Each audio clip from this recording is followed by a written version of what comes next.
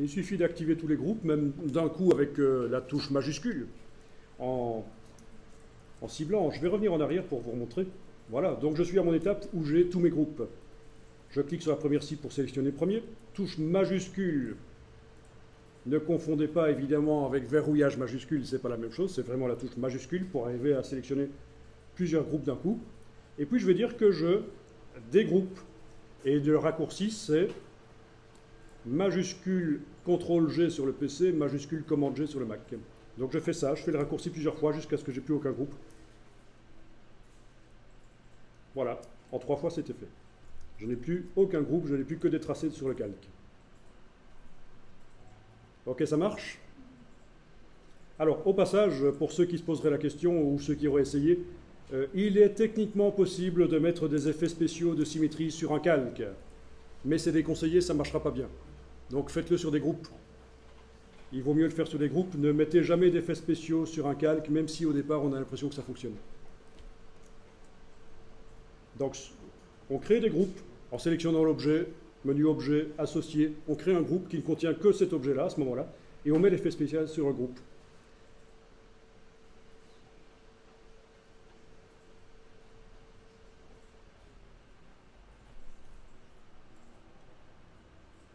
Bon, eh bien, il nous reste à raccorder les choses, en fait. Donc, je vais zoomer ici. Voilà. Flèche blanche, je vais arriver à sélectionner les deux d'un coup. On est d'accord? Donc, dans le calque ici, 2 copies, rien n'est verrouillé. J'ai accès à tous les tracés. Dans la colonne de gauche ici, je n'ai pas de verrou. Enfin, si, sur le repère. Il y en a. Donc, je zoome sur le dessus de mon avion ici. Avec la flèche blanche, je peux englober et je vois les tracés. Je pourrais le faire avec la flèche noire, ce serait la même chose. Et je vais raccorder. C'est une des manières de faire. Donc, je prends la plume, clic, et clic. Et voilà, j'ai raccordé. OK? Je vais le faire pour le bas de cette forme. Donc, c'est la forme générale de l'avion. Il faut que j'aille en bas ici. Et alors là, j'ai un petit problème, c'est que je ne vois pas les choses correctement. C'est pas grave, je vais passer en affichage par tracé. Menu affichage, tracé. On connaît ça, affichage tracé. C'est voir les vecteurs sans les couleurs. Avec la flèche blanche, je vais peut-être un peu déplacer ici. Oui, voilà, j'ai 2 bouts. Donc avec la plume, clic, majuscule clic, voilà, j'ai un tracé fermé. Donc j'ai raccordé le dessus, j'ai raccordé le dessous, c'est une des manières de faire. J'ai dû passer en affichage par tracé pour bien voir les choses, mais maintenant je repasse en affichage aperçu, et je peux donner, si je veux, une couleur de fond à cet avion et pas de couleur de contour. Voilà. J'ai une forme fermée, une seule forme. Où est-elle? Elle est là. On la voit ici.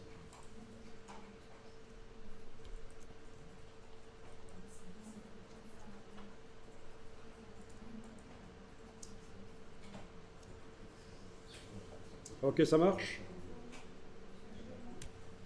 Bon, alors je vous dis tout de suite, cette méthode-là ne marchera pas à chaque fois, donc je vais annuler.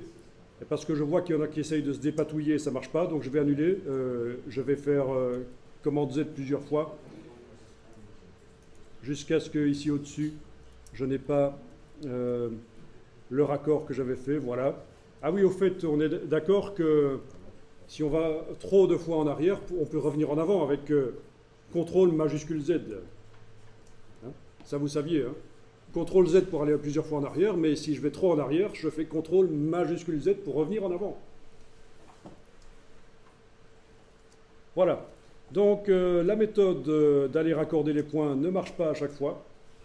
On va donc voir une méthode qui va fonctionner à chaque fois.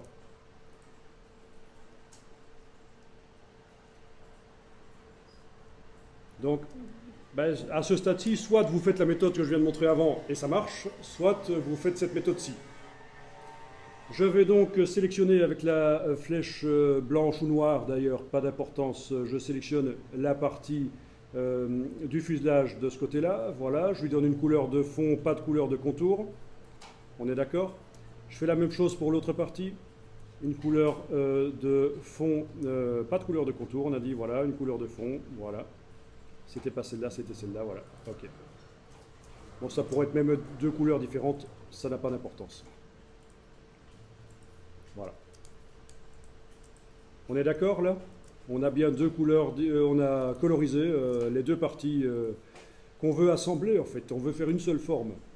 C'est important. C'est important parce que si je veux mettre un dégradé sur cette forme-là, pour donner un effet de volume et de nuance, je veux que les deux moitiés de l'avion ne fassent qu'une seule forme. Sinon, j'ai un truc bizarre qui va apparaître, que je ne vais pas vous montrer ici, je vous montrerai après. Bon, ça, je suppose que jusque-là, ça va pour arriver à créer les deux formes ici. Ensuite, je vais prendre l'outil de création de rectangle et je vais tracer un rectangle qui va être à cheval sur le repère, comme ceci. Voilà. Je lui donne une couleur spéciale ici au rectangle. Vous le voyez? Je viens de tracer un rectangle qui est à cheval sur le repère et qui déborde par le dessus et le dessous. Comme ça. À ce stade-ci, j'ai plus besoin de voir la photo d'en dessous, elle commence à me perturber. Voilà. Donc voilà la situation. J'ai créé un rectangle qui apparaît ici en orange, qui est à cheval sur mon repère et qui déborde de chaque côté, en bas et en dessous.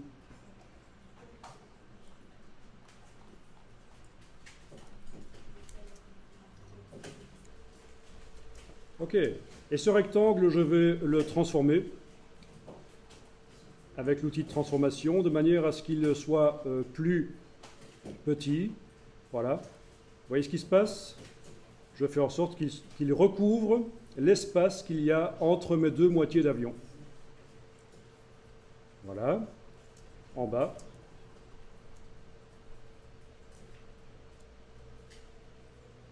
Voilà. Il recouvre l'espace qu'il y a entre mes deux moitiés d'avion.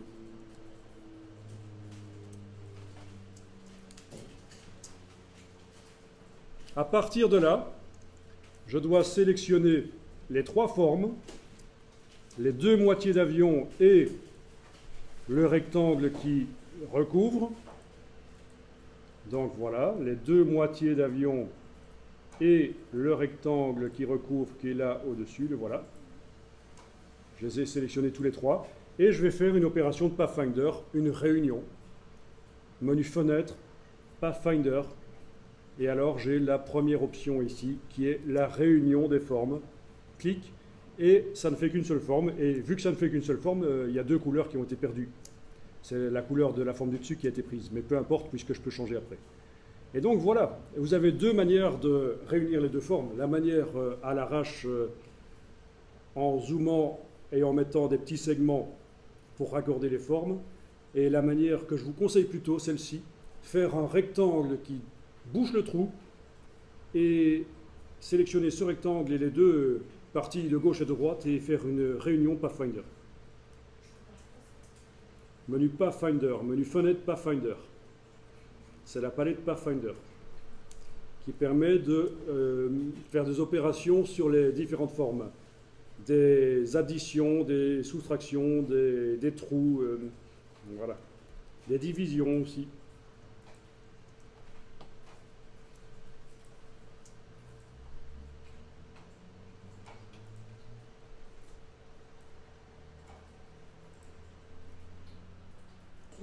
Donc voilà, faites attention que le repère soit bien, il faut qu'il soit bien verrouillé, parce que quand vous sélectionnez vos trois formes en faisant un rectangle de sélection avec la flèche noire, le repère, il ne faut pas qu'il sélectionne avec.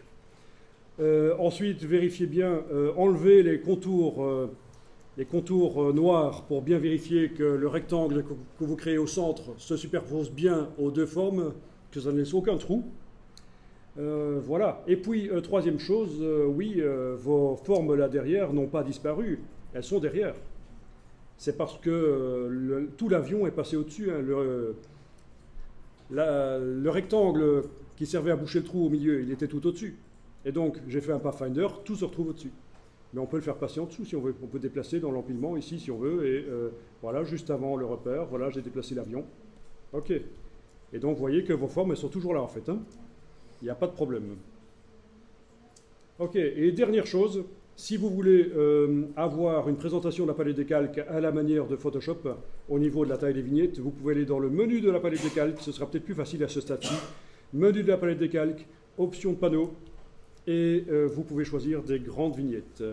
Ou même, oui, on va choisir grande, on va voir ce que ça donne. Voilà, OK, c'est déjà bien. Menu de la palette des calques, option de panneau. Si vous choisissez des grandes vignettes, vous avez des vignettes comme dans Photoshop. On peut les faire encore plus grandes si on veut, mais à un certain moment, ça devient un peu pénible. Voilà, donc on a bien la silhouette de notre avion qui est visible ici, notre tracé. Nickel. Bon, ben, apparemment tout le monde y était arrivé, donc vous enregistrez le document pour ne pas perdre ça. Vous pouvez également dupliquer le calque si vous voulez.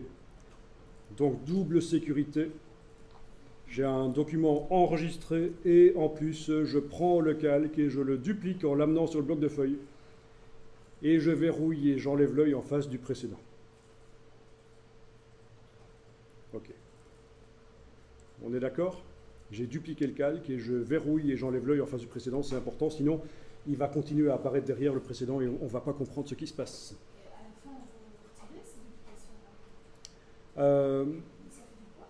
Bah, oui, ça augmente le poids, oui, c'est sûr, ça augmente le poids. Bon, à la fin, est-ce que je le... À la fin, de toute façon, on génère un PDF et on peut importer le document Illustrator dans InDesign pour générer le PDF, donc de toute façon, ils s'y trouveront pas en fait, hein. Si les calques ne sont pas affichés, ils ne vont pas se retrouver dans le PDF au final.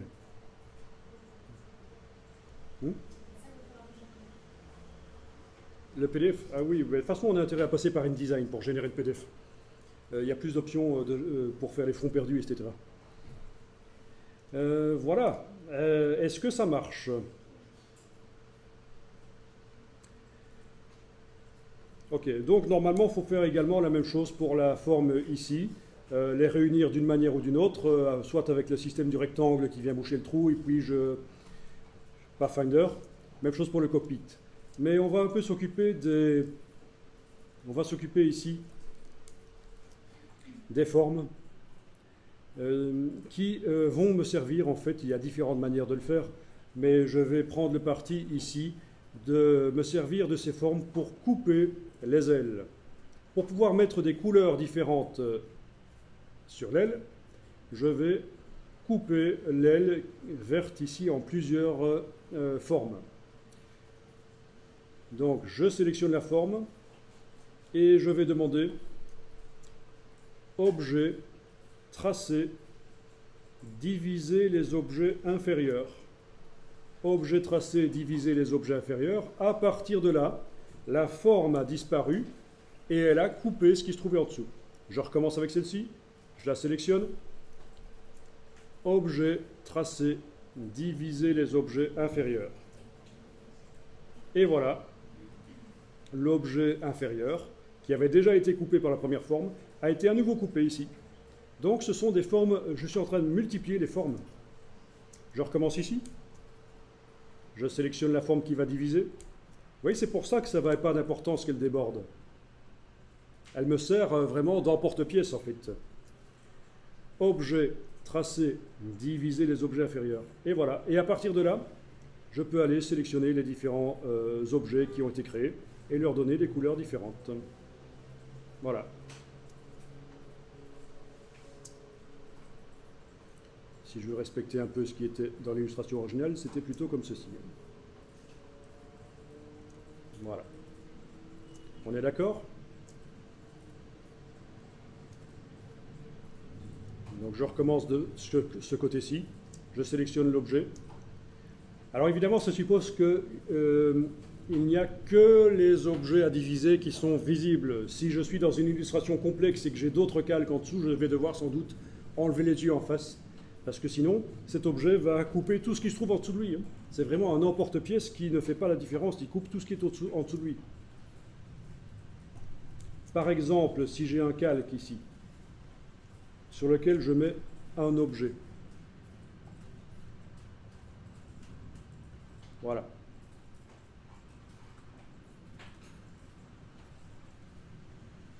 J'ai une superbe ellipse rose sur un calque, ici. Si je ne veux pas qu'elle soit coupée, je dois soit enlever l'œil, soit la verrouiller, soit les deux. C'est important, parce que si il est affiché sans être verrouillé, quand je vais ici demander de couper les objets inférieurs, ça ne va pas rester dans son calque, hein. Ça va faire la même chose sur les objets qui sont en dehors, normalement. Objet tracé, diviser les objets inférieurs. Voilà. Donc, comme prévu, l'ellipse qui n'est pas sur le calque sur lequel se trouvait mon objet qui divise, eh bien, l'ellipse a été divisée. Donc, faites attention à ça. C'est super intéressant comme technique, la fonction diviser les objets inférieurs, mais ça suppose qu'on fait bien attention à ce qui est en dessous. Voilà. Alors, vous allez dire peut-être, mais tiens, c'est quoi le raccourci clavier pour faire ça? Mais en fait, il n'existe pas. Donc, je suis chaque fois obligé d'aller dans le menu. Sauf que dans Illustrator, on peut créer ses propres raccourcis clavier. Donc, le raccourci, je vais le créer parce que si je suis amené à faire souvent ça, alors, édition, raccourci clavier. Dans tous les logiciels Adobe, vous avez la possibilité de modifier vos raccourcis clavier. Depuis la Creative Cloud, on peut même stocker ça sur le cloud. C'est-à-dire que je peux me connecter à n'importe quel ordinateur qui a la Creative Suite et je vais récupérer par le cloud toutes mes préférences et les raccourcis clavier aussi. Donc, c'est plus simple qu'avant. Avant, si je crée un jeu de raccourcis clavier personnalisé sur un ordinateur pour le transférer sur un autre, c'était assez compliqué. Il fallait aller rechercher sur le disque dur un fichier qui s'appelait KYS, une extension KYS, et le retransférer via une clé USB, donc c'était compliqué. Maintenant, c'est plus simple. C'est davantage simple maintenant. On a la synchronisation des préférences via le cloud. Pas dans C6, hein, vous avez ça dans CC. Ok, donc je suis dans Édition, raccourci clavier. Je veux aller chercher quoi? C'était le menu Objet, donc je vais ici dans le menu Commande de menu. Voilà, Commande de menu. Menu Objet. Et c'est par ordre alphabétique. C'est dans Tracer, voilà, Tracer. Diviser les objets inférieurs, voilà. Vous voyez, je suis passé ici dans Raccourci clavier aux commandes de menu, pas les outils, les commandes de menu.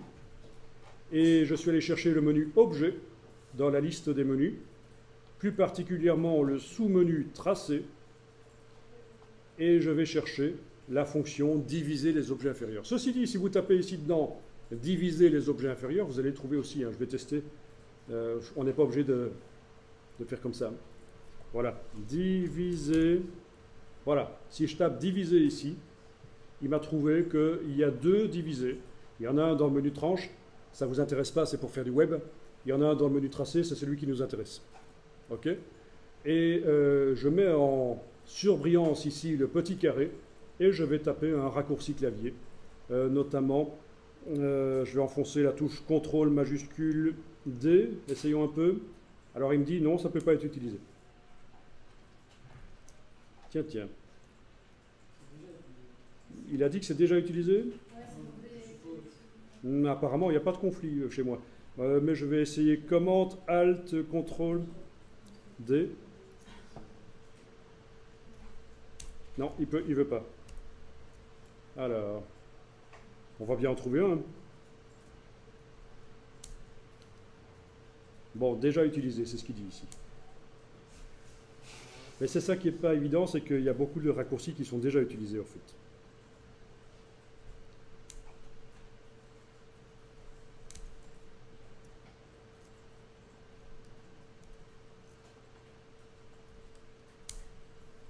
Eh bien, supprimer. Oui, il faut le supprimer une fois qu'on l'a mis.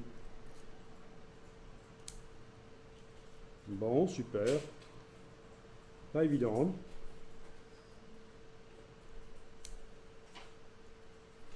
Ok. Il doit y avoir la touche contrôle chez vous et la touche commande chez moi. Ça doit faire partie du raccourci.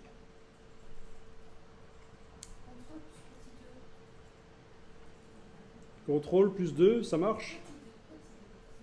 Petit 2. Exposant 2. Misère.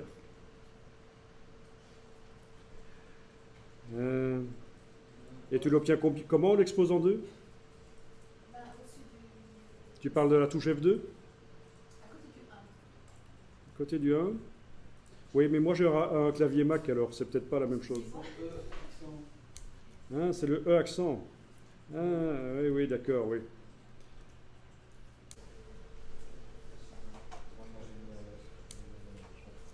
Eh ben, Le commande 2, c'est moi qui prends.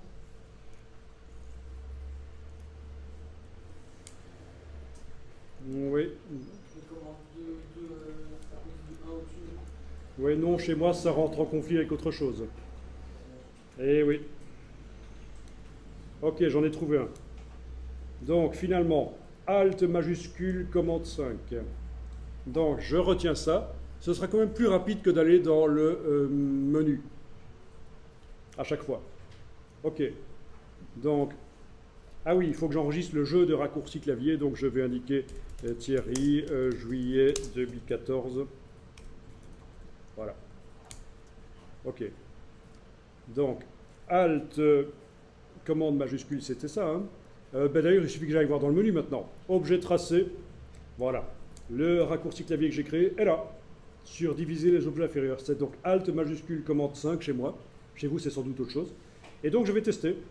Je sélectionne l'objet, je fais Alt majuscule, commande 5 et ça marche.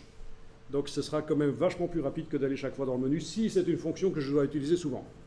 Bon, ça a été un peu chipot pour trouver le raccourci qui permet de faire ça rapidement. Mais bon. Enfin, le raccourci qui n'est pas utilisé déjà, en fait. Ça a été un peu chipot. Ok, ça marche? Non, mais il ne le prend pas. Il ne le prend pas chez toi? Contrôle exposant 2. Il faut en trouver un qui marche. Hein. Mais il a dit qu'il l'associe à la fonction dans le menu, mais il ne le fait pas. Ah oui? Tu as bien sélectionné le tracé avant d'enclencher la fonction, le tracé qui va diviser? Tu l'as sélectionné avec la flèche noire? Oui, avec la flèche noire. Ok. On enregistre. On ne va pas tout faire. Hein. On n'a pas le temps de faire des illustrations finies. Ici, on voit l'essentiel pour arriver à faire les illustrations. Donc, il nous reste deux choses intéressantes à voir ici, c'est-à-dire mettre l'hélice en mouvement, et mettre un effet de brillance sur le bord de l'avion, comme on avait dans l'avion original, qui se trouve d'ailleurs ici en dessous. Voilà. Vous voyez l'effet de brillance là sur le côté? Ce serait intéressant d'essayer de rapidement faire ça. Rapidement.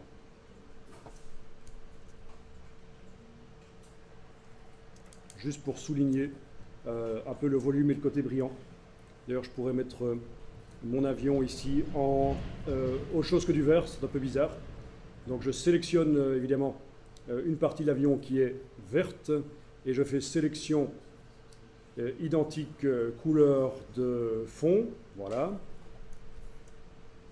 Et je vais lui mettre du gris, voilà, plus foncé. Si je veux mettre un effet de brillance, ce sera mieux s'il est plus foncé, voilà. Bon, ça c'est la technique qu'on avait vue juste avant, hein, dans l'exercice avant.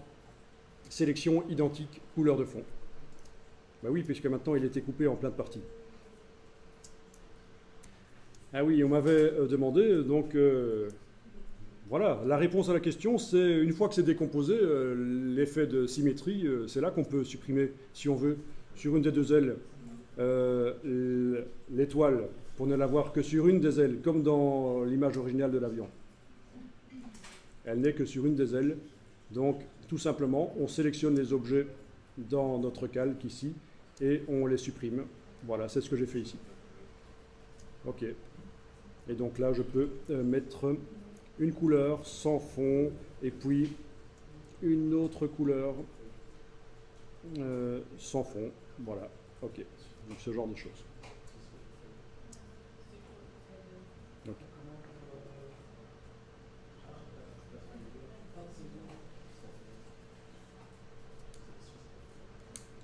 Voilà, voilà.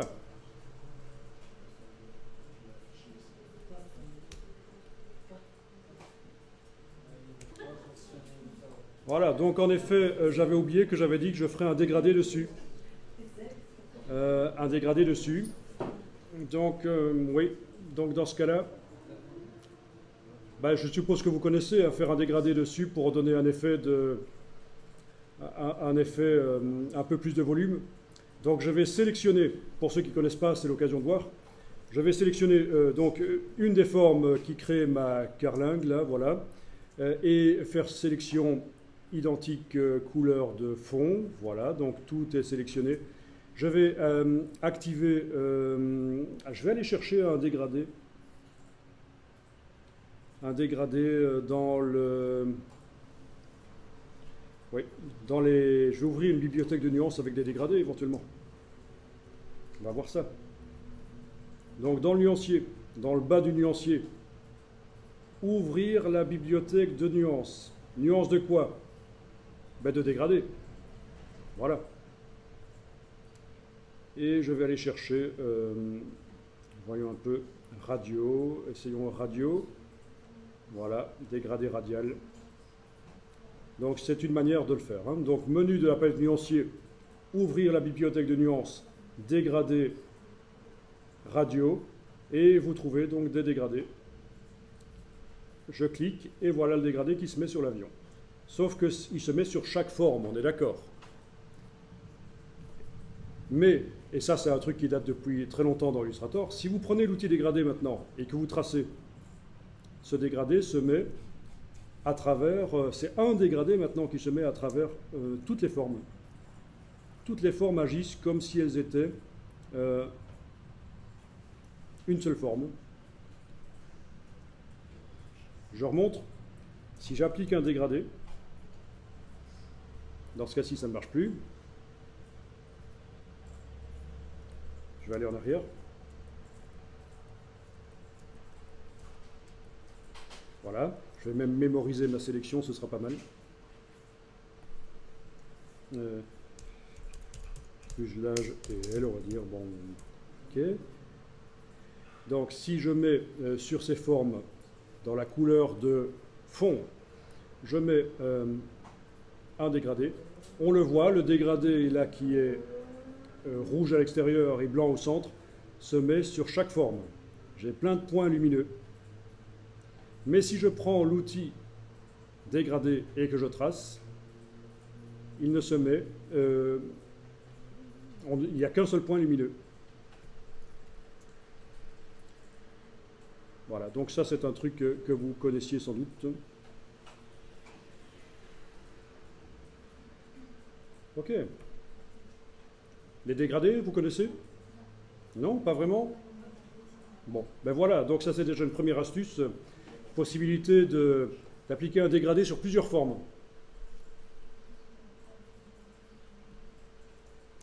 Donc je vais le montrer ici sur une autre image. Je le montre sur une autre image, je vais créer plusieurs formes. C'est le cas de mon avion, il y a plusieurs formes sur mon avion. Voilà, plusieurs formes, voilà. Ok.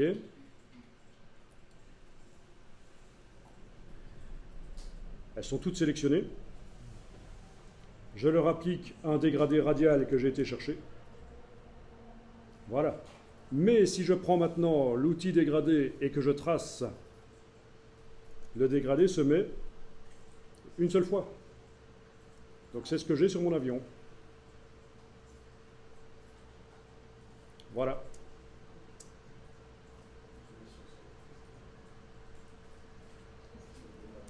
Ok, pour ceux qui sont un peu plus avancés, je vais faire le rappel sur les dégradés. Normalement, c'est l'illustrateur basique, mais voyons un peu ça. Menu fenêtre, dégradé de couleur. Menu fenêtre, dégradé de couleur. J'ai donc la palette des dégradés. Et c'est là que le dégradé que j'ai utilisé là, je vais pouvoir le modifier éventuellement. C'était pas celui-là, c'était celui-ci en fait. Celui qu'on voit là. Donc, qu'est-ce que je peux dire? Bah déjà, je pourrais dire que ce n'est pas un dégradé radial, c'est un linéaire. Mais je vais le laisser en radial peut-être. Ensuite, je vais pouvoir dire que, tiens, non, c'est pas du rouge ici, je vais double-cliquer ici, et je vais changer la couleur. Voilà, je vais mettre du bleu plutôt, du bleu foncé, voilà. Ok. Oui, on pourrait passer en RVB si on veut. Il y a un petit menu ici. Voilà, donc je mets du bleu. Ok, je mets du bleu là. Et je pourrais dire, tiens, c'est pas du blanc là, c'est du bleu plus clair. Je double-clique là.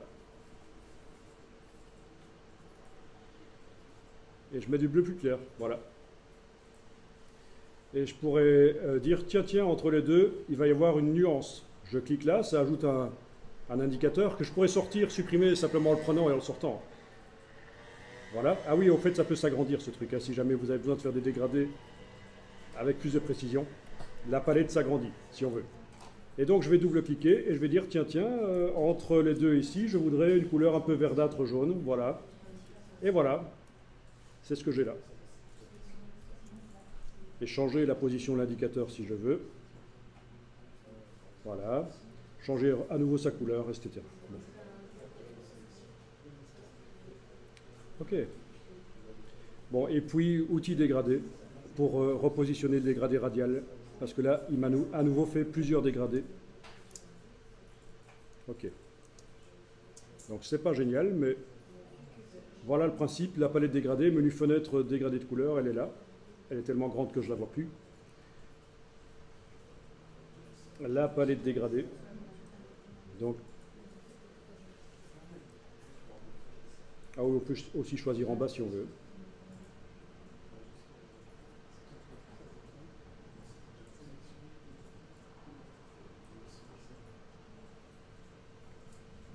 Chez moi, entre chaque couleur, j'ai un genre de bande terne. Tu as une bande terne entre chaque couleur. Chez moi.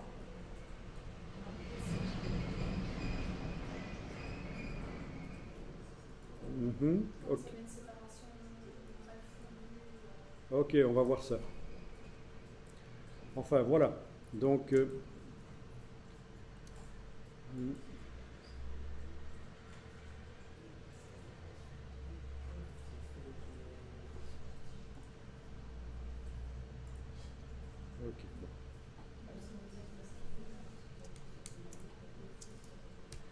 Bon, ben voilà. Mais c'est comme ça qu'on peut également créer ses propres dégradés, évidemment.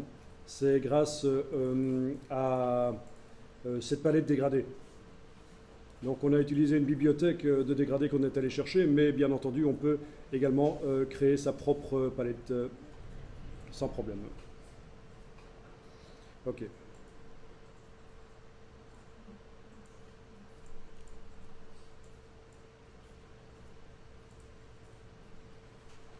Bon, les dégradés dans Illustrator n'ont pas toujours fonctionné comme ça. C'est relativement récent, ça date d'il y a une dizaine d'années. Illustrator est un très vieux logiciel qui est apparu en 87, donc très très vieux logiciel, et il a beaucoup évolué. Surtout suite au rachat de Macromedia par Adobe. Donc voilà. Donc Macromedia avait un logiciel qui s'appelait Freehand et qui a été racheté par Adobe. Macromedia, tout Macromedia a été racheté par Adobe. Vous connaissez Macromedia? Grande firme de création de logiciels graphiques qui était fort utilisée dans les années 80 et 90. Et Freehand avait à une certaine époque des choses que Illustrator ne savait pas faire. Hein. Plein de choses que Illustrator ne savait pas faire. Et donc Illustrator a beaucoup évolué suite au rachat de Macromedia par Adobe. Ok, donc il nous reste différentes choses à faire sur cet avion. Donc on avait dit un espèce de reflet sur le bord et l'hélice. Bon, on va faire ça rapidement. Bon, je vais verrouiller tous les calques et travailler sur un calque vide au-dessus. Donc ça, tout le monde peut le faire, quel que soit le stade où vous êtes actuellement. Vous pouvez verrouiller tous les calques et créer un calque vide au-dessus. Ok, donc je suis en train de travailler sur un calque vide au-dessus des autres calques que j'ai verrouillés. Et je vais essayer de créer un reflet. Alors, ne le faites pas regarder. Je vais simplement prendre la plume, voilà, et indiquer que je travaille sur le calque 6, parce que là, il ne me laisse pas travailler, parce que je suis en train de travailler sur un calque verrouillé, donc j'indique que je travaille sur le calque 6. Voilà, c'est à ça que ça sert, hein. Activer les vignettes à la manière de Photoshop, c'est indiquer sur quel calque je veux travailler. Ce calque 6 qui est actuellement vide, je clique sur sa vignette pour indiquer ce que je veux travailler sur lui, et je vais, comme ceci, faire un truc de ce genre-là, voilà. Je termine le tracé. Ok. Donc, ce tracé, je vais dire qu'il n'a pas de couleur de fond et il a une couleur de contour blanche. Voilà. Et je vais lui donner une épaisseur. Menu fenêtre, contour. Oui, on peut le faire aussi par au-dessus, je sais. On peut même faire apparaître la palette en cliquant là-dessus. Voilà. Je lui donne une épaisseur. Et voilà, ça c'est mon reflet. Ok. Ben déjà, faites ça et puis on verra la suite.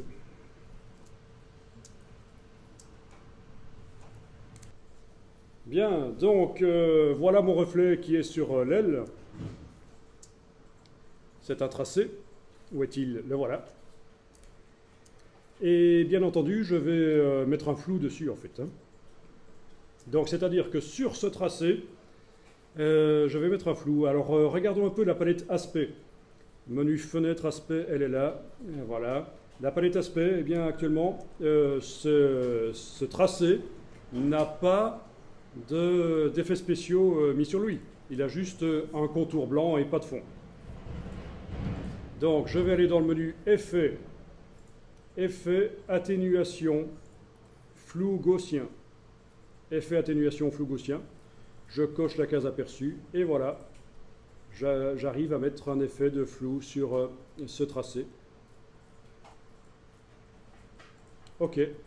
À partir de là, une fois que le flou est sur le tracé, pour modifier le flou, je suis obligé de cliquer sur le mot flou gaussien dans la palette aspect. Ben oui, c'est comme la transformation. Sauf que là, ça ne marche pas. La case aperçue n'est pas cochable. Quand je modifie le rayon, rien ne change sur mon tracé derrière. Ben, tout simplement parce qu'il n'est pas sélectionné. C'est ça le piège de la palette aspect. C'est-à-dire que le dernier aspect qui s'est affiché dans la palette aspect reste affiché. Je peux donc aller cliquer sur flou gaussien pour modifier le flou gaussien, sauf que je travaille sur aucun objet. Donc je suis absolument obligé d'aller dire que je travaille là-dessus. Et là, quand je clique sur flou gaussien, la case aperçue peut être cochée, je peux aller modifier le rayon. Donc tout marche. Ok. Bon, ça pourrait être amélioré, mais c'est déjà mieux que ce qu'on avait juste avant. Ça donne plus l'impression que c'est un effet de reflet sur le bord de l'aile, en fait. Hein. On pourrait le symétriser de la manière tout à fait traditionnelle, alors si on veut, ou comme on a fait avant. Donc c'est vous qui voyez. Alors est-ce que vous remarquez que le flou n'est pas génial au niveau du rendu? Est-ce que vous avez l'impression que ça pixelise? En fait, le rendu des effets spéciaux dans Illustrator, il est paramétré, il est paramétrable. Donc si vous travaillez sur un ordinateur qui n'est pas très puissant, vous avez intérêt à faire en sorte que les effets spéciaux soient rendus à basse résolution. Et juste avant d'exporter en PDF, vous allez augmenter la résolution. Et donc ça se fait par le menu Effets, Paramètres des effets de pixelisation. Menu Effets, Paramètres des effets de pixelisation. Je suis ici en résolution élevée, mais si je trouve que ça ralentit tout, hein, parce que si j'ai une illustration complexe avec plein d'effets spéciaux, ça risque de ramer, eh bien je vais passer à 150 pixels par pouce, voire même à 72, voire même autre, à 36, à 18, donc c'est vous qui voyez. Et ça ne change rien au niveau de la qualité finale. Simplement, voilà, je suis passé à 36, ben là évidemment j'ai un flou qui est rendu de manière très grossière. Effet, paramètres des effets de pixelisation, si je repasse en 72, ok, voilà, j'ai un effet à 72. Donc, pensez à ça. Si Illustrator rame, c'est une des solutions. Une des autres solutions, ce sera d'appliquer un effet de rastérisation. C'est-à-dire qu'on peut, sur une partie de l'illustration vectorielle, dire qu'on la rend sous forme de pixels. Mais ça, c'est autre chose.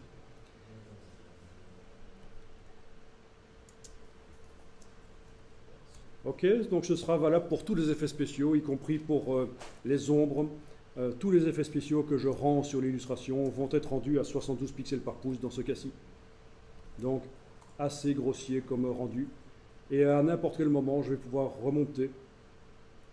Je me remets en élevé, voilà, et j'ai un rendu un peu plus sérieux.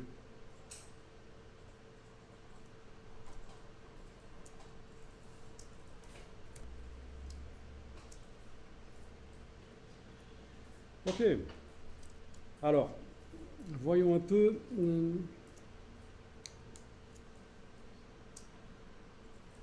Oui, donc à l'endroit des trous ici, ça devrait disparaître le reflet, on est d'accord. Mais on ne va pas compliquer les choses ici, gardons les choses simples, voilà. Et voilà, et il fallait faire l'hélice. Voilà, dernière chose qu'on va faire avant la pause, on va faire la petite hélice. On va voir si on peut faire ça rapidement. Donc, je clique sur le bloc de feuilles, je fais un nouveau calque. Je verrouille le précédent. Donc c'est toujours mieux de séparer les éléments. Les calques, c'est le but, c'est de séparer les éléments pour avoir plus facile pour les manipuler. Donc n'hésitez pas à multiplier les calques. Et à un certain moment, si vous voulez, vous les renommer.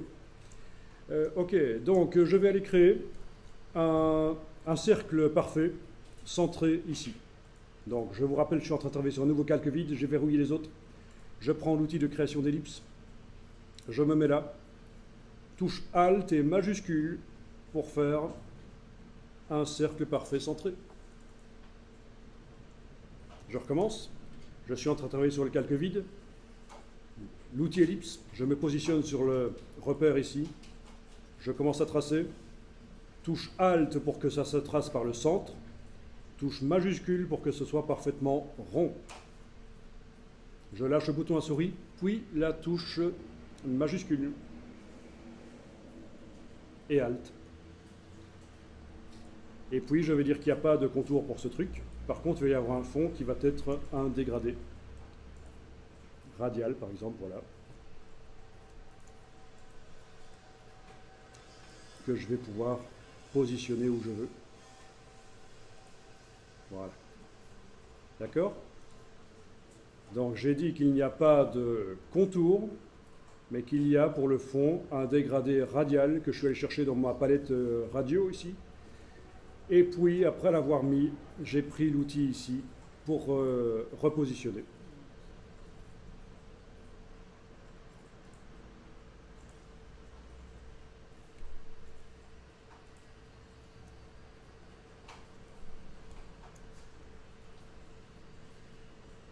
Ok. Alors parfois, ce brawl qui apparaît, ce qu'on appelle l'annotateur de dégradé, il va vous ennuyer. Donc il suffit d'aller dans le menu affichage et de demander de masquer l'annotateur de dégradé. Et là, ce sera plus facile pour tracer et pour obtenir le reflet qui m'intéresse. Voilà.